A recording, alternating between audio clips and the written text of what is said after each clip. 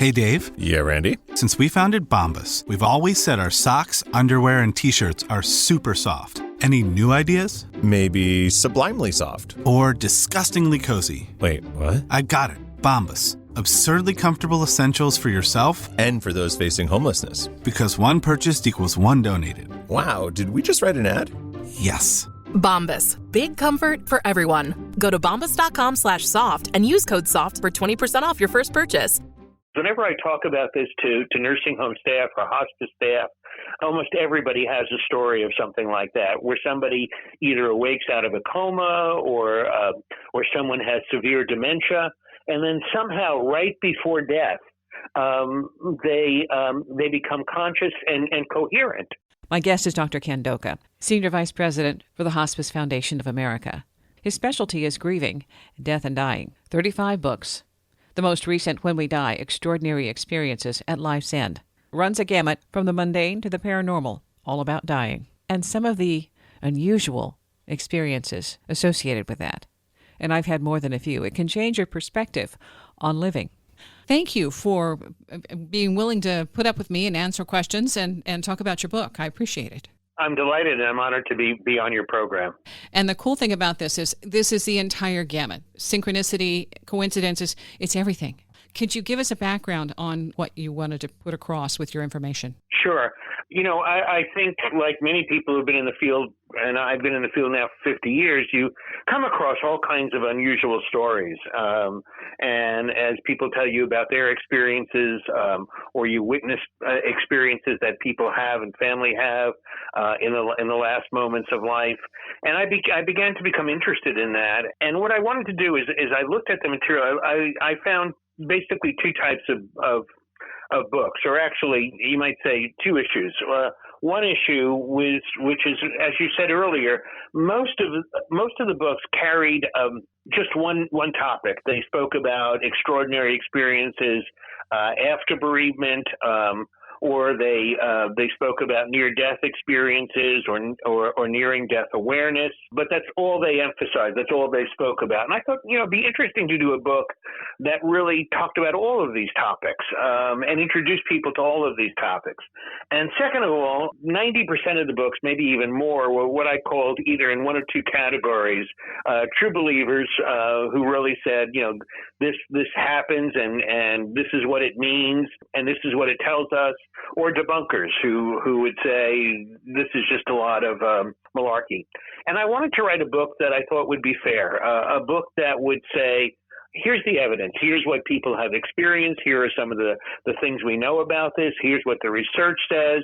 Here are some of the explanations that are given for it. And, and let the reader make his own choice as to how much credibility they give to these experiences. But I thought it was important to do both of those things. And I like to think that the book does that. I agree. Let's dive into terminal lucidity, because that's one that people are sometimes shocked at when that happens at the end of life. Can you give us an example? The example I use in the book, and really the first research that was done on that was really in the 1880s. And it was a woman, Katrina, who grew up, who was totally nonverbal and had what we now call severe intellectual disabilities, what in those days, what when I was growing up would have been called severe retardation. And she never spoke, and she was in this institution. And then the day of her death, all of a sudden, and she was comatose at this point in time and totally uncommunicative, she sat up and she sang, she was in Germany, so she sang a Lutheran hymn about her, about dying, essentially, and about, the expectation of salvation after she died. And it so shocked the chaplain and the director that that many years later in the 1930s, when the Hitler regime was trying to kill people like her, euthanize people like her as beings not worthy of life, or something like that was the term they used, living unworthy of life. They actually strongly opposed it, much putting themselves and maybe their institution in danger at the time. So, so it really had an impact on people.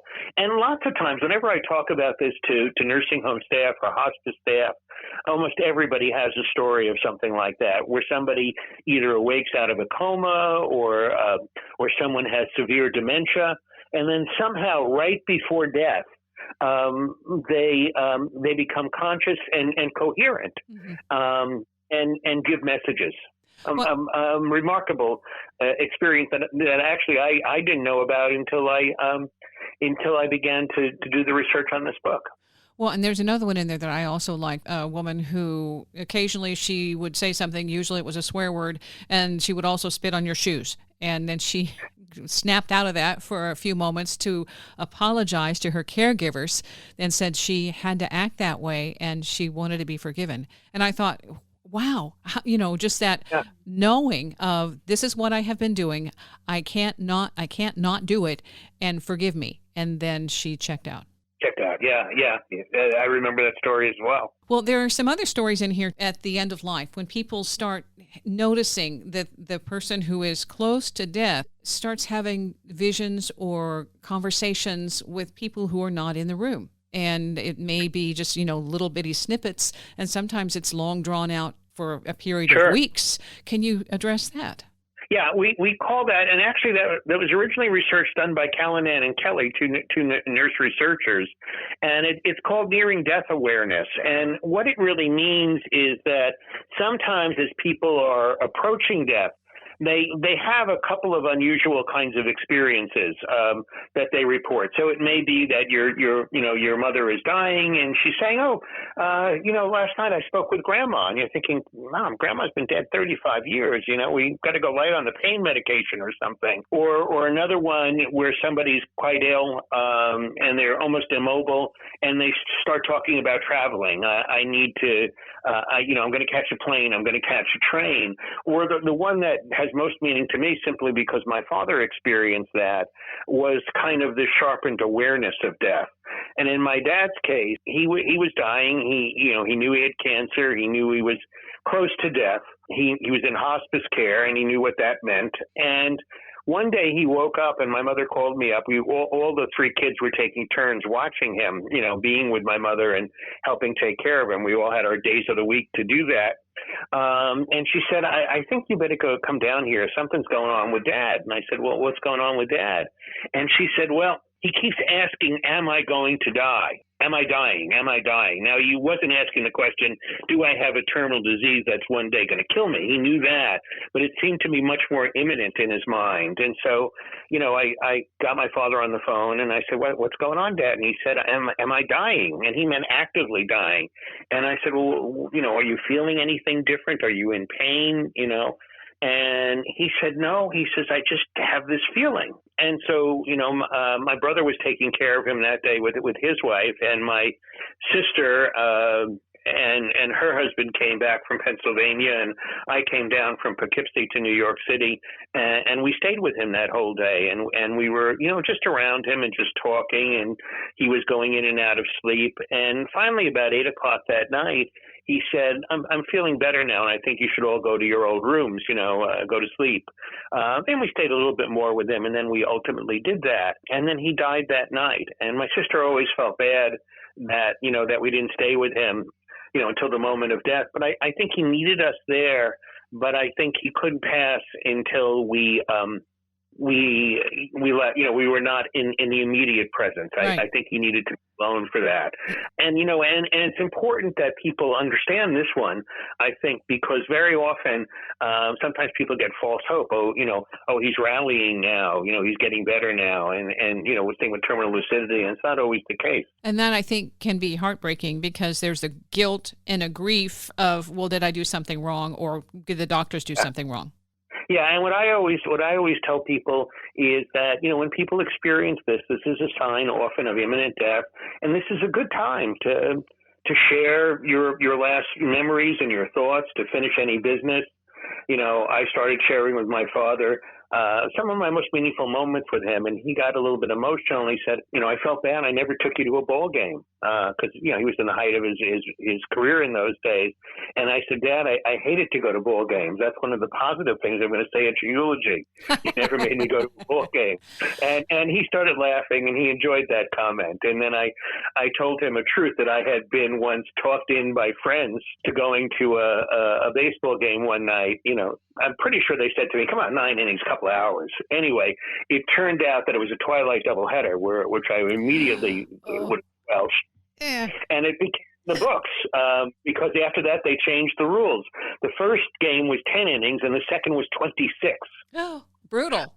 and I shared that story, and and I said, believe me, I had enough ball games to last my entire life. So it was a good moment between us, and a moment I still smile at. The book is When We Die: Extraordinary Experiences at Life's End. My guest is Dr. Kenneth Doka. You also include the paranormal experiences, experience with mediums, and some wonderful children's experiences, like the little kid who said, "I'm going to Jupiter." We're going to come back in just a few. Wendy's Coffee House, KCMO Talk Radio. Wendy's Coffee House. And as I said, it can involve any of the senses. You can hear your name being called or all of a sudden seem to see the person. The book is When We Die: Extraordinary Experiences at Life's End. Ken Doka is my guest, and this covers the gamut. When people check out, nobody does it just like everyone else. Each person has their own unique way of transitioning. And some of that we have failed to become, I think, more enlightened about in our society, Western society, that it's okay to have these paranormal experiences, that there may be something involving things you don't understand, like knocks on the door or scents or a hug, those kind of things. And I love the fact you include all of this in your book. So was there a favorite part when you were researching this? I guess my favorite part. Well, it's like asking me who your favorite child is. Mm-hmm. Yes. Throw one out. I only have one, so that's easy for me to talk about. But I think probably I think each chapter had its own pleasure and its own piece. But probably the one that resonated most with me was the chapter on extraordinary experiences, or what I like to call post-bereavement experiences. Mm. And these are the experiences that people have after a death. And they could be a variety of different things. It could be many of the things that you talked about, that you have a sense experience of the other person. You're in bed one night and all of a sudden you feel that somebody's hugging you, or you smell a smell associated with that person. It can be just, it could be dreams, probably the most common, where you dream of the person.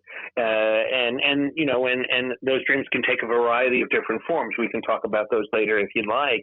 And then there are, symbolic things where maybe you see something, maybe somebody said to you before they die, I'm like a butterfly, and this is when and right now I'm in a cocoon, and one day I'll emerge from that, and you're at the graveside, and all of a sudden a butterfly flutters up. Or they can be experiences where somebody else says something that really seems like a message of the deceased, and then there can be a sense of presence, and I think why that really resonates with me is that was one of the experiences that I had, and I talked about in the book, a very personal experience. A number of years ago, a good friend of mine was dying of cancer, and he was dying. He was very young, and he was dying right around the time that his son was turning 4. Actually, he died the day before his son turned 4.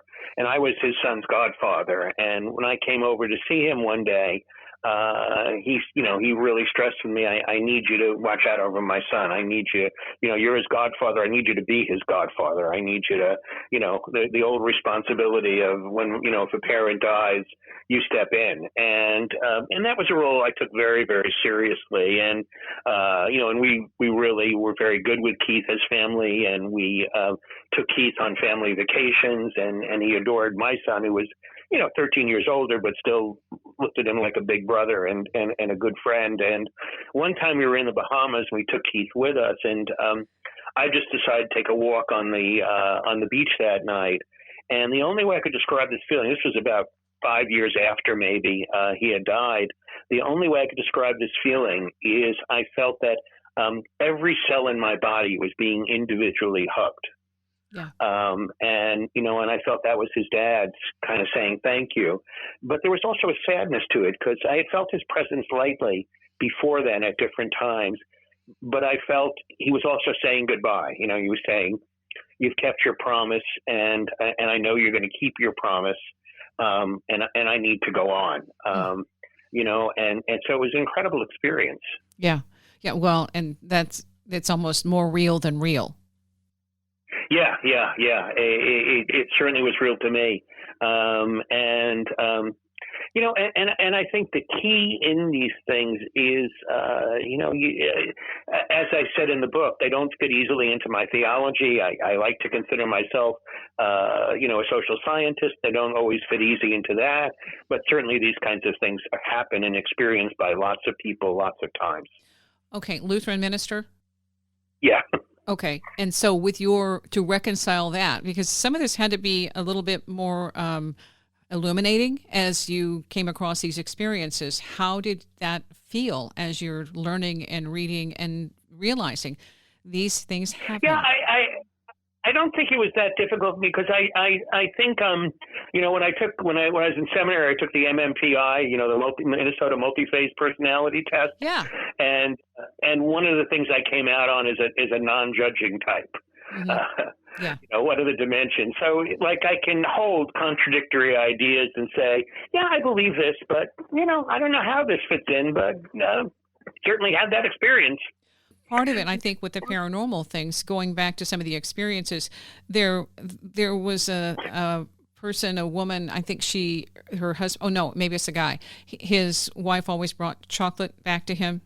And she went shopping early or jogging or something in the morning. And then, so what his experience is that in the morning he has this taste, nobody else is around, but the chocolate taste that she brought, and he feels that presence is still there. So, these things are, as you say, extraordinary. Yeah. And as I said, it can involve any of the senses. You can hear your name being called, or all of a sudden seem to see the person, or, my first encounter actually with this was when I was counseling a woman whose daughter died at 3, and I talk about that story in the book, whose daughter died at 3 from sudden infant death syndrome, which is, late for that to happen, but still can happen. And it was her first child and her only child. She was a young woman, and she was coming to me for counseling. And the big question was, should I have other children? And I can never go through this again. Nobody can promise that it won't happen again, but at the same point, I never perceived myself, and I never perceived my husband and I as being childless. But so she's really struggling with this conflict. Do I dare do this again with no guarantees that the next child will survive? Mm-hmm. And one day she came into my office, and she was aglow, and she said, I don't know if I ever told you this, but she said, when my daughter was younger, when my daughter was alive, she used to love it when I put perfume, when I was going out for dinner or going out for some occasion, I would use this perfume, some expensive perfume. And she said my daughter would always make me put a dab of it by her ears. Yeah. And then she'd go out to the room and make sure everyone smelled her and see how she smelled nice, just like mommy, Mm-hmm. It was a great mother-daughter moment. Yes. And the last thing she did before they closed the casket is she anointed her with this perfume, and then put the bottle in the casket, and then switched to another brand because that perfume was so associated with her daughter she couldn't use it anymore. And she said, I went to my daughter's room, and all of a sudden the smell of that perfume was pervasive. She said, I even called my husband in without telling him and said, what do you smell, dear? And he said, I thought you switched brands. I thought you changed perfumes. And she said, I did. And she showed him the perfume that, she was using, which had a, very different smell. Mm-hmm. And so, and I was shocked. I was maybe 27 years old. I was a young counselor. This is the first time I'd experienced anything like this. I didn't know if she was hallucinating, I didn't know what was going on. And I remember I probably said the right thing. I said, what did that experience mean to you? And she said, it was my daughter telling me she was okay. And then soon after that, she decided that she would risk another pregnancy or risk another child. And ultimately, she had 3 children. I'd always get sort of these transitional notes every once in a while, when one of them graduated from high school or reached some significant event. Mm-hmm. It was, incredible experience for her and for me to hear it. But as I said, I didn't know how to take it. And there was nothing written on that at that point in time. Well, there are a lot of those stories in here. So we're going to take a quick break and find out more. The third-party experiences are kind of interesting as well. My guest, Ken Doka, and the book is a compilation of all types of things that you might experience when someone is transitioning. And it's fascinating, and you don't rule anything out. I like that. When We Die, Extraordinary Experiences at Life's End. The website, drkendoka.com. Wendy's Coffee House, KCMO Talk Radio. I know that when my own grandmother passed, I had no idea what to expect. I was grieving a tremendous loss. And then I got some information from her that she wanted a certain song played at her funeral. I Only Want to Dance With You by George Strait. Finding out later that she was a huge George Strait fan, and I had moved away from home, my aunt took her to see George Strait perform, and that was one of the highlights of her life in terms of worshiping a singer. And the other thing was that I was in grief, and I felt this wonderful energy maybe 2 or 3 days after she died. And all of a sudden, it took my grief away. And I knew that my grandmother had checked in to say, it's okay, I'm fine. And so these kinds of experiences, I knew that was happening with my grandmother. But I know other people have those kinds of experiences we don't always share because we don't know how to talk about it. And that's what I think you help in the book by bringing this wide variety of experiences that people have had and sharing your own to give people permission to talk about what happens when we die. Thank you. Thank you very much. Yeah, and I think that's true. I'll tell you a story. I went to a conference. I'm a member of an association of people who study grief and loss and death and dying called the Association for Death Education and Counseling. And a number of years ago, many years ago, and I think I talk about that in the introduction, there was a presentation of these kinds of experiences, these after-death kinds of experiences by a woman by the name of Bonnie Lindstrom, and a bunch of us went to hear it. And then, we, as goes in conferences, we all recessed to the bar to have a drink. And we all started sharing. We were all counselors and researchers and writers, and we all shared our own experiences with clients, like the experience that I shared about the woman with perfume. And then we started laughing. We said, here we are, like to think of ourselves as very innovative and very competitive, people, academics. And we've all experienced this, but none of us ever wrote about it. None of us ever further explored it. And, we all realized as much as we had these experiences, we didn't want to be the person to first write about this because we thought somebody would say, yeah, Doka used to do some good work years ago. And then he got into this really goofy stuff, And so I think we were all surprised how common these experiences were. And Bonnie's research said about 60% of people had these experiences after a significant loss. But nobody talks about them, because they're almost afraid that, that somebody with a net's going to come around in a straitjacket. Well, one I remember hearing about probably, 20 or 30 years ago when I worked in retail, they talked about going to the hospital and I think it was a grandparent that had died and watching a ball of light emerge from the body, go on the floor and zoom out the door. Okay. Wow. Yeah, that was really like a lightning ball. They call them those. Yeah. Okay, and it was just like, okay, see you gone.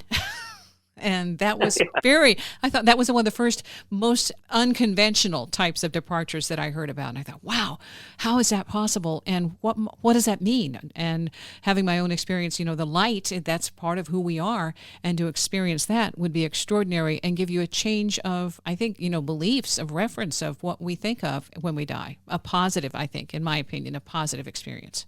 Yeah, I think most people who have these kinds of experiences, one of the things we've seen, for example, about near-death experiences where people have had some kind of experience, for most of them, it's very positive. And for most of them, one of the implications of it is they find out their anxiety about death has significantly decreased. I remember when Eben Alexander came out with his book.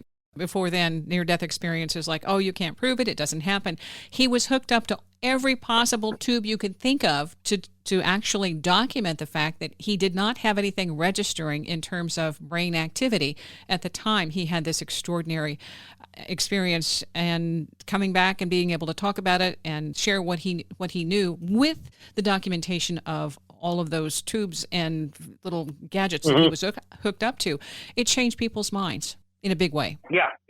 Well, as I said, I think, we can clearly say these experiences have been shared by a lot of people throughout history, across cultures. You can determine what they mean, whether they're simply hallucinations or lack of oxygen or what have you, but you can't deny that they exist. There's one in the book you talk about, and I think this is the child who wanted to be a doctor.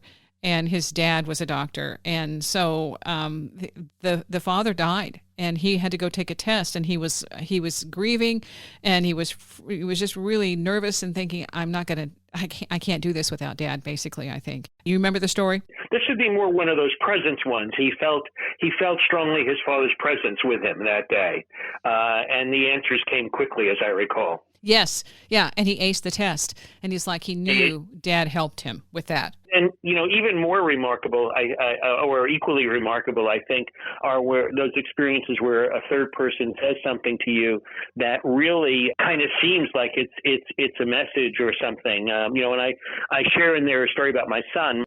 My son was very close to his grandmother, my mother, and my mother was getting elderly, and one night she ended up getting, she took a hot shower right before she went to bed, and the steam must have swelled the door. She couldn't get out of the door, so she ended up sleeping in the bathroom that night until she could finally wedge the door open.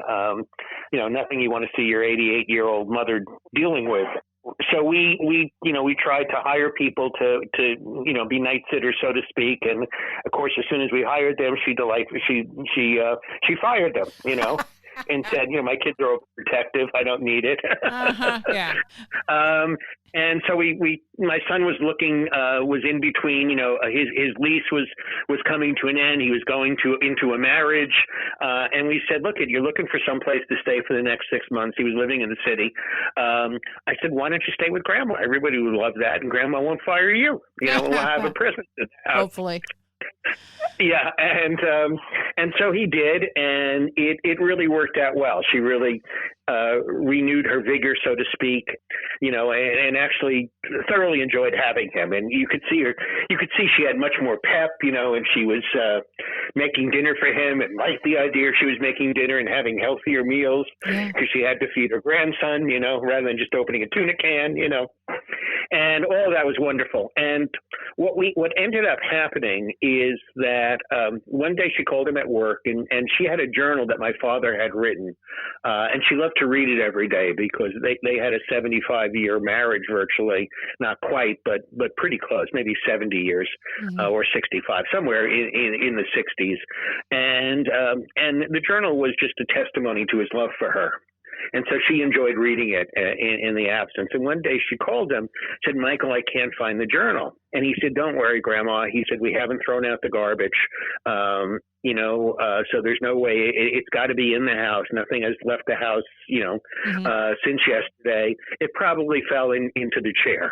She had this big chair. And he said, I'll find it. And she was fine with that because my sister called later that day and she said, I misplaced Dad's journal, but Mike's going to find it. Anyway, later that day, she took a bad fall and she never recovered from that.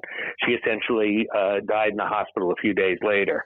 And Michael took comfort from the fact that he said, well, maybe maybe the journal was a sign that she didn't need the journal anymore because she was going to be with Grandpa. Mm-hmm. And that gave him some comfort. And one day he's walking up the street and this old neighbor of ours, we lived in that house for a long time, came out and said, Michael, He said, I want to share with you. He said, my wife had a wonderful dream. She saw your mother and father walking up and down the street hand in hand, as they often did. And to him, that was a validation of his thought. This is the one about the child who it's a premonition. And the little boy says, I'm going to Jupiter. And okay, fine. Yeah, he's going to go. That's where he lived before. That's the family he had on Jupiter. And do you remember that one? I remember that he would say this ever since he was a little child. Yeah. That he would tell him he was from Jupiter, and they laughed. And then, but he kept saying, "I got to come back before a certain year."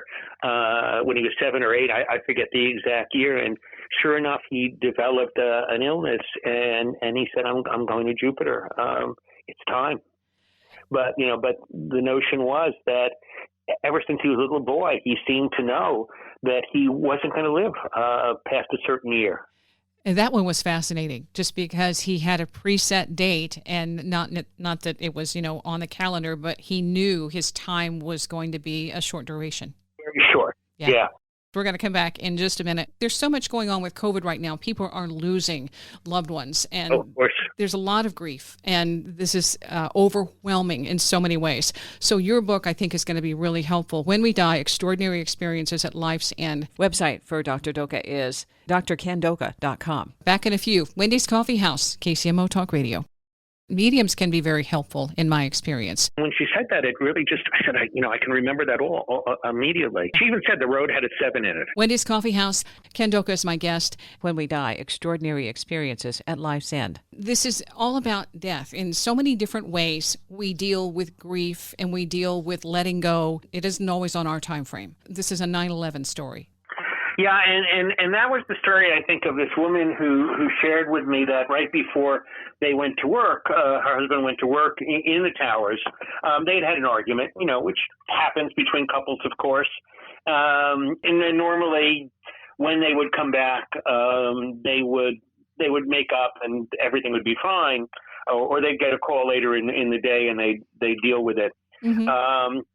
But this time, of course, he died pretty much after he got seen into the office. And I think the nice thing here about it is that there was nothing extraordinary about this.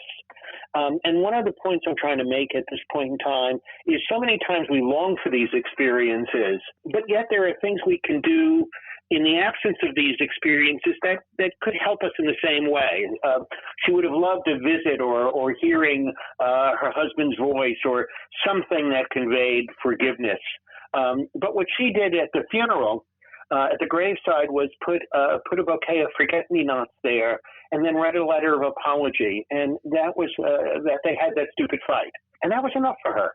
So I think one of the messages we want to give today is that as I said, about 60% of people have these experiences, but a significant number of people don't have them. And when they hear about them, say, I wish I could do something. And I think the important point we want to make, and I make in a concluding chapter, is that we never lose the bond with the person. One of the ways our theories of grief have changed is that we no longer look at grief as detaching from the person, investing energy in new people, and moving on. I always tell my students to bring closure to the word closure. We always retain a connection with the people we love, and that can be a source of comfort in the memories, in the experiences, in the legacies that they've given us. We don't always need the extraordinary. The ordinary sometimes works well, too. There are sometimes, though, when a medium can help fill in the blanks. And, of course, you need to be cautious. That's a whole nother ball of wax. But mediums can be very helpful, in my experience, because sometimes it's that last-minute bit of closure that you get in an extraordinary and unconventional way when they have just the right words at just the right time. You had experience with a medium that kind of surprised you, too. Yeah, in the book I have a chapter on mediums and the like, and again, I've been to a number of mediums. Some of them you feel they're kind of searching, and others just seem to hit right on things right away. And again, probably some of my extraordinary experiences are involved with my godson's father. And one of my most remarkable experiences, and I have to tell you something about him. I had met him he's 10 years younger than me, or was 10 years younger than me, and I met him in a delinquency prevention program. So what the goal was we were supposed to, they wanted college-bound kids from our neighborhood to mentor kids at quote-unquote risk for delinquency. And as soon as I met this 10-year-old, I realized he wasn't at risk for delinquency. He was quite delinquent. But we developed a great relationship over the time. And he was a lot of fun. He was perky and he was funny and, and all those kinds of good things. I remember the one about the fishing lures when you all went fishing. Oh yeah, it was all right. That was one. I was just telling that story about him. That was an extraordinary. But what happened with the fishing lures is that one time we were out, and we had a rule about being honest with each other. That was like one of our understandings. And he lost a lot of fishing lures on me because we were encouraged to take them on activities with us, and I liked to fish in those days. So we'd go fishing at this nice quiet lake, and he loved it because it got him out of the city.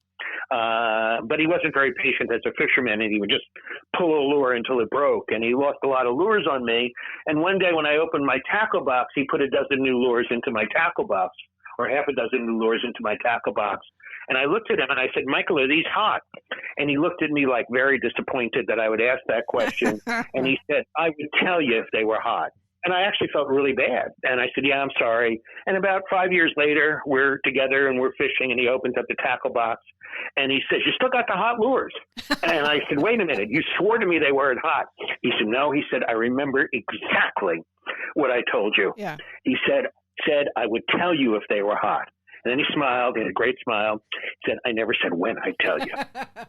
And I told that story at his funeral because that was a signature story. That was a story anybody who knew him could relate to that. He never really lied to you, but you really had to make sure you asked the right questions. Well, what I think about the interesting thing here with the mediums is that they keep picking up on him, that he's still in part of you or involved or aware, in some way, shape, or form, because they keep getting hits on him. Yeah, and the one story that was really remarkable, which really put chills to me at the time, is I was with this medium, and as we were talking, she said, "You feel very guilty about someone," and she said it starts with an M, and then she said Michael, and I said, "Yeah, there's this person, Michael." She says, he says you should feel guilty, because I always felt like maybe. The drug abuse. He was clean at the time he died, but before then he had struggled with drug abuse, and that certainly had deteriorated his health, and certainly was an issue in his death. And so she said, "He wants you to know you shouldn't feel guilty. That that he always felt you did your best, and you were very good, and that's why he wanted you." And she even said that's why he wanted you. And I never even talked about this, a role in his child's life. Which, kind of was, wow, how did you know all that, Right. Then she said something that was really interesting. She said, "One time he saved your life." And I'm trying to think of, I don't remember this little kid saving my life, or it wasn't a little kid by the time he died. And she said, "No, this was after he died." She said, "You were on a trail, you were on a road. It was very late. It was unexpectedly late." And she said, you started to fall asleep at the wheel. And he woke you. And if he hadn't woken you, you would have hit a truck. And all of a sudden, it came back to me that one night I was going. It was funny because I was going on Route 17. My plane got late into the airport. It was like a 2-hour delay, and I was coming into LaGuardia, and I had to go to Syracuse, which was about a 3-hour ride.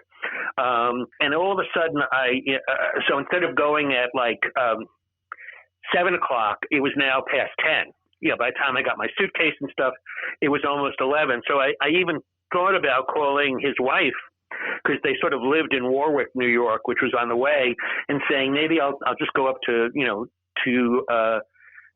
my godson's house and sleep there for the night, and then leave early in the morning. And then I thought, no, I don't want to wake them up at night and wake them up in the morning. It's really not worth it.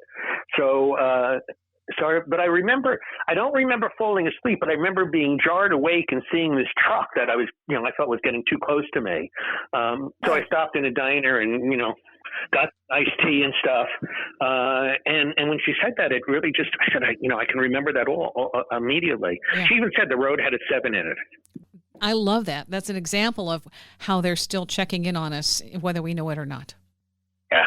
The book is called When We Die, Extraordinary Experiences at Life's End. Okay, we didn't get into the dream part because you who are listening will have to do your homework and read the book. Okay, so there you go. That's a tease. And the website, this is also available on Amazon. You can check it out there. But your website is drkendoka.com. That's correct. Anything else you want to add? That's about it. Thank you very much. Again, the book, When We Die, Extraordinary Experiences at Life's End. You'll find some links in the description for this show. And you can check my blogs, Wendy's Coffee House and Talking to Nightlights. Thanks for listening. Shopify helps businesses break sales records over the holidays with the world's best converting checkout. Let's hear that one more time.